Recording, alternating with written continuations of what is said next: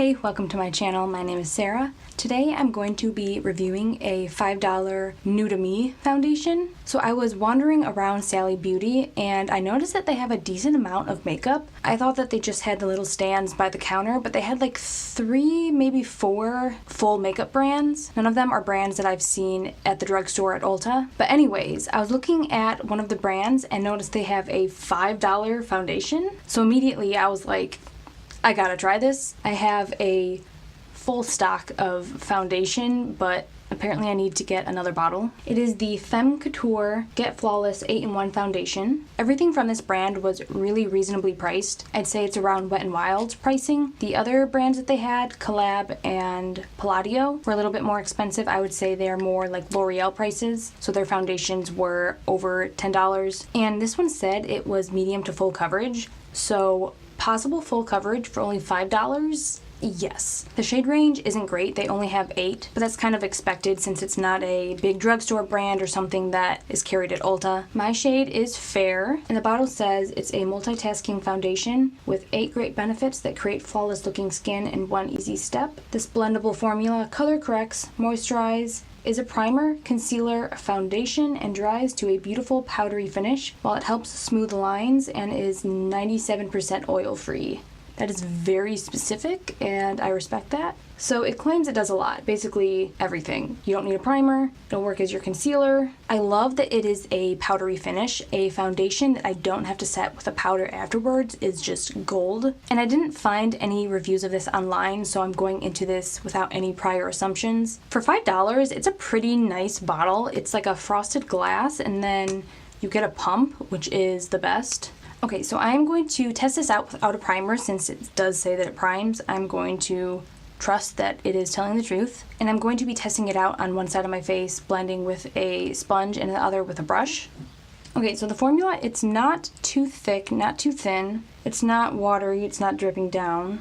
I'm going to start on this side of my face first with a brush, and I'm going to be using the flat top bamboo brush from AOA. I actually reviewed this entire brush set as my very first video, so if you happen to want to check that out, I will link it in the description box below.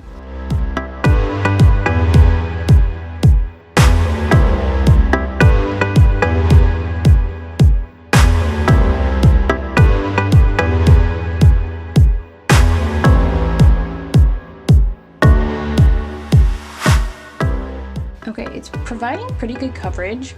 Those dots I had covered all the area.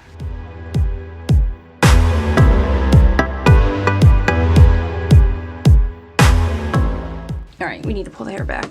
There we go.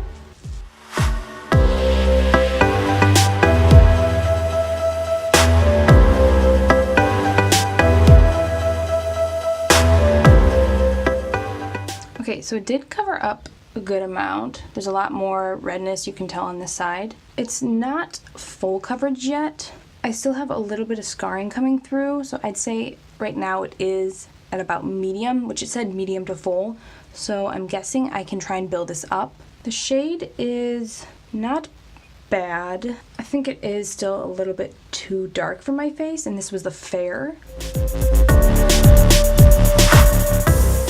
I don't know if that added much coverage. I would say it's medium, maybe medium to full, but like I do still see very faintly a little bit of scarring coming through. But the foundations that I use currently are medium to medium full, so this is right up my alley. It's looking a little bit too makeup-y on my forehead, and it is creasing already on my forehead. It looks okay right here. It still feels a little bit sticky, so I wouldn't say it's a powdery finish yet, but maybe it takes a couple moments to set to that powder. Now I'm going to go in with my Real Technique sponge.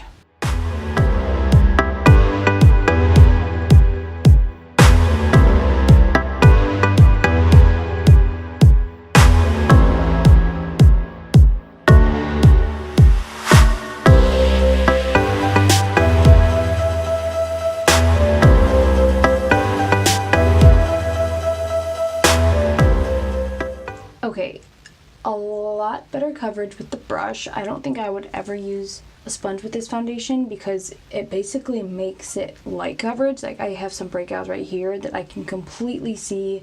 The redness on my nose is still highly visible. So like when you compare the two sides, it's very different. I am going to try and build it up though.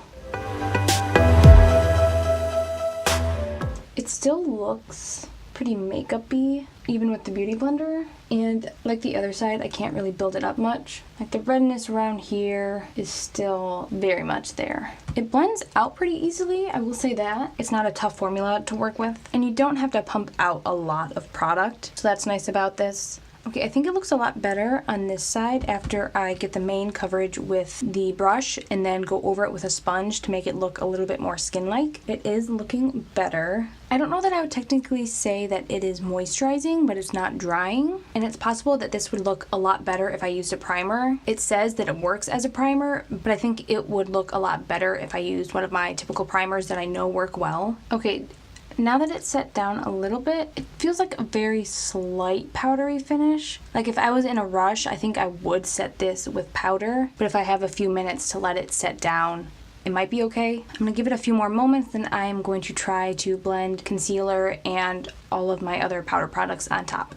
Okay, so I did very basic makeup today. After a few minutes, it didn't feel completely powder finish, but it felt set enough that I could blend powder products on top. So I used my Physicians Formula Butter Bronzer in the shade Bronzer, and then my Ulta Beauty Flush Blush in Pink Prosecco. Both of them went on and blended out pretty perfectly on my skin. The foundation didn't cause any of it to stick. I didn't have to add any powder. It didn't take away any of the pigment from the bronzer and the blush. So I would say that if you do have the time to just let it set by itself, this is definitely a self-setting foundation that you wouldn't have to put a powder over top. So I really like that because if I can avoid an extra step in my makeup routine, save some money, prevent my face from looking a little bit extra cakey, I'm all for it. And it feels good on my face. It doesn't feel too heavy. It's like really light. It's almost like I'm not even wearing foundation, which I really love. I hate when you have a full coverage foundation and you can feel it. You can feel that it is just layers of makeup caked on, concealing everything, but just feeling like a ton of bricks on your face. And one of the best parts about this foundation is that it was only $5. And I don't think that that was just like a sale price, because I checked their website and it also said $5.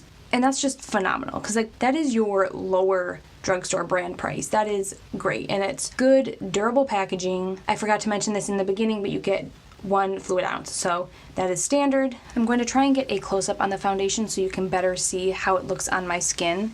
I think if I use this with a primer, it will be good to go. I'm really excited to put this in my lineup and test it out different ways. And I have to say, when I saw that it was $5, and I haven't really heard buzz about this anywhere online, I was a little skeptical. I thought that this was just going to be like a cheap $5 foundation that they just sell to sell, but I am very pleasantly surprised about this. I would definitely recommend this, and I have oily skin and it worked out well, and since it says it is moisturizing, I think that it could also work on dry skin. Thank you guys so much for watching. I appreciate your support. If you enjoyed this video and found it helpful, make sure to give it a thumbs up. And if you would like to subscribe and see more videos like this in the future, it is much appreciated. Thank you so much for watching, and I will see you in my next video. Bye.